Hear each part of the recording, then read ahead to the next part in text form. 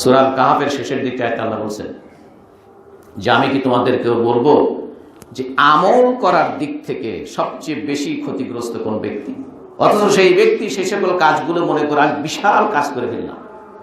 হাল নুনাব্বিউকুম বিল আখসারিনা আ'মালা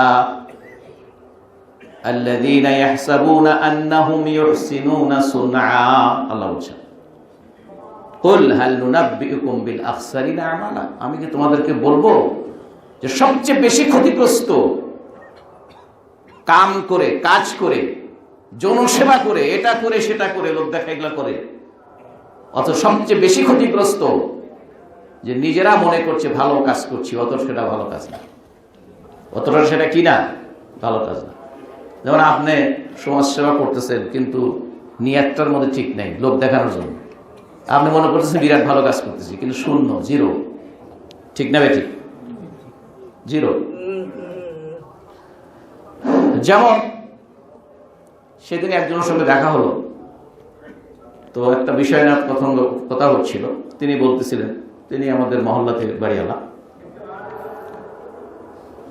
যে সেই গল্পতে ছিল যে একখানে কি বোধহয় দেওয়ার কথা, সেখানে দেয়নি, অন্য একটি ভালো কাজ করেছে বলে ওইখানে এটা দেয়নি। তো উনি তাকে উত্তর দিছে, সেটা কথা আমার ঠিক হচ্ছে যে কেন আমি তো 11টা জায়গায় এরকম দিই, আমি তো এরকম 11টা জায়গায় দিই।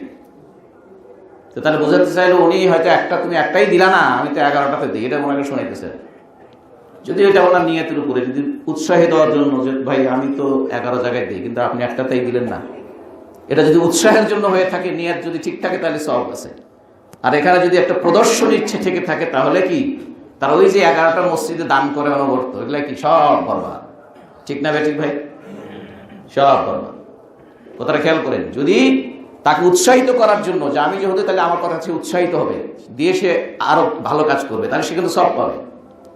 এই জন্য এই যে নিয়াতের বিশুদ্ধতাটা, ইখলাস যেটাকে বলে, কারণ ইবাদত কবুলের জন্য দুটো শর্ত মনে রাখতে হবে, দুটো। প্রথম কথা হচ্ছে সেই ইবাদতটা শরীয়তসম্মত হওয়া লাগবে, এটা পাচ্ছি। তার শরীয়তসম্মতটা ওই দ্বিতীয়টার মধ্যে এসে যায়, সেটা আল্লাহ বলছেন যে সেটা ইখলাসের সাথে হওয়া। আর 2 নম্বর হচ্ছে ওই রাসূল সম্মত হওয়া, রাসূলের সম্মত হওয়া, রাসূলের পদ্ধতি অনুযায়ী হওয়া।